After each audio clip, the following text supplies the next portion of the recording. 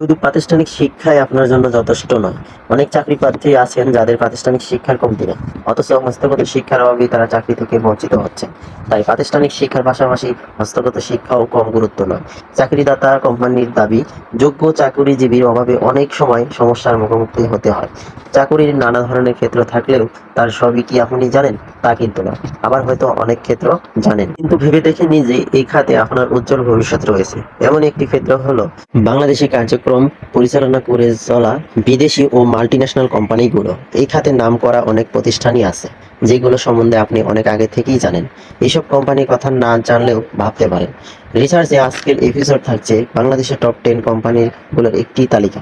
তাহলে চলুন দেরি না করে দেখে নিয়ে আসি।